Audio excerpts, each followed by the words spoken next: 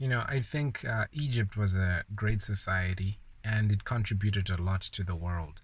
But a lot of people don't consider or think or regard the whole Bantu continent of Africa in the sense that I have seen a lot of very respectable and intelligent and brilliant scholars.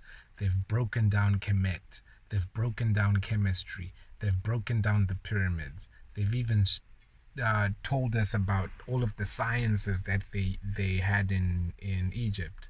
But always or invariably, there are very, very, very, very few people who speak about anything that's down south or even to the west. You might hear about West Africa because the slave trade had that point as the nexus point, and West Africa is where people were. Like a lot of the people were in that area. And when you look at the map of Africa, you'd see like in the right now it's so different because we have planes, but in those days when they only had boats, it was so difficult for them to go to the south. So no one knew what was happening in the south. So a lot of people have a lot of knowledge about what was happening near Europe because the Europeans started writing and codifying everything that they would find. So you'd see that a lot of the books were banned and a lot of our books were burned. So the banned books have a lot of information about different places. So one of these enchanting places is known as GURUUSWA, and this place is the place where people came from, Bantu people came from. So it is a place of transcendence. This Guru Uswa has so many different meanings, but it's like a mythical place. And it's also a place that was not in one place, but it was static. So it's like how you would see like they would say there were different gurus was so it was a concept, and this concept was the place, the first place, which was the birthplace of the Bantu people, how they came to get certain technology. So this technology was the same technology that was used in building the pyramids because it was used mathematically. So the same mathematics were used by different cultures and societies in all of Africa. So if you're going to understand the world, it's also important to understand the world in reality and not just a fragment of Egypt. And Egypt has already been like usurped because the reason why we know about it is because of the pyramids and all of the mysteries that are still there. And I feel like the mysteries are very compelling. So someone could like literally spend their whole academic career just studying the secrets of Egypt. And someone could also spend their whole academic career studying the mysteries in the South. So a lot of the things that came from gurus were with the technologies of mathematics. So why I feel like it's such an important place to regard the South with more detail is because in the South is where the people from Egypt came from the South, and then they moved. It's actually the South, but anyway, they came from the North and then they moved further down South. But initially, they'd come from the South and moved North. So there was always this exchange, this Jacob's ladder thing going on through the DNA. So the same people had the same knowledge, and this knowledge was used throughout the whole kingdom.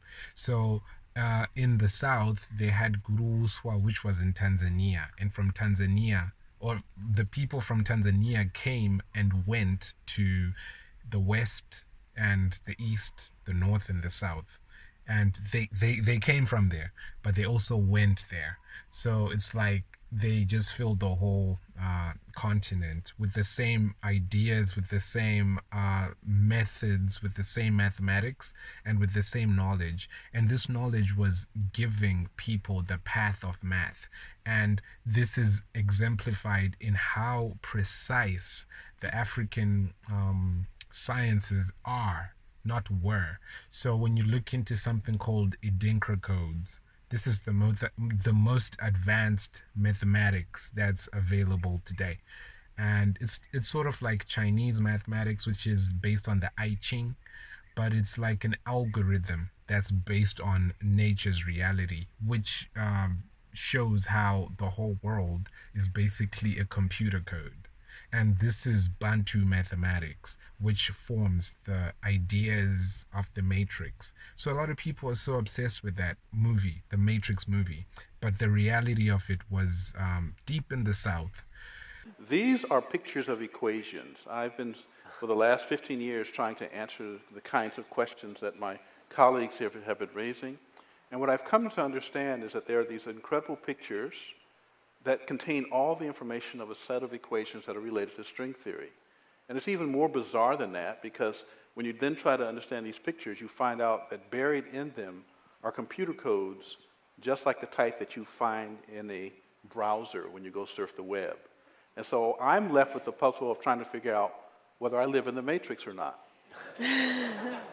Wait, you're blowing my mind at this moment. So you're saying, are you saying your attempt to understand the fundamental operations of nature leads you to a set of equations that are indistinguishable from the equations that drive search engines and browsers on our computers? That is correct. So wait, wait. I have to just be silent for a minute here. So you're saying as you dig deeper, you find computer code writ in the fabric of the cosmos. Into the equations that we want to use to describe the cosmos, yes. Computer code. Computer code, strings of bits of ones and zeros. It's not just sort of resembles computer code, you're saying it is computer code. It's not even just is computer code, it's a special kind of computer code that was invented by a scientist named Claude Shannon in the 1940s. That's what we find very, very deeply inside the equations that occur in string theory and in general in systems that we can say are supersymmetric.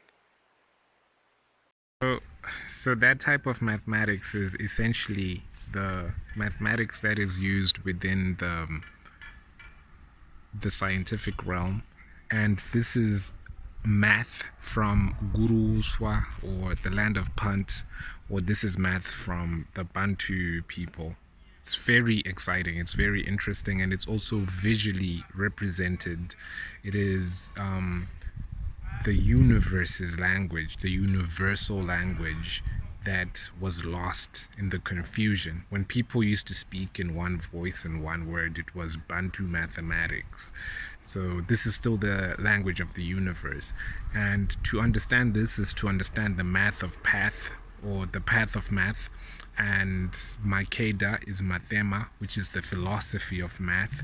She went to Solomon for wisdom to be a philosopher, and philosophy was the path that she chose, and she took the path all the way to go to see the king. So everything is just based on this mathematics. So this is all from GURUUSWA, and this is just like a little bit of the lost knowledge of the Bantu people, straight from GURUUSWA. So understanding this is also understanding how the Egyptians knew what they knew, because the ancients knew what they knew, and this was written in code. And the languages and alphabets we used when our books were burnt and our books were banned, they used the languages. So yeah, so that's all there is to it. And if you're interested in supporting the channel, there's some books you can get free and paid. They're all together, you can email me, can talk to me, so yeah, thank you for watching.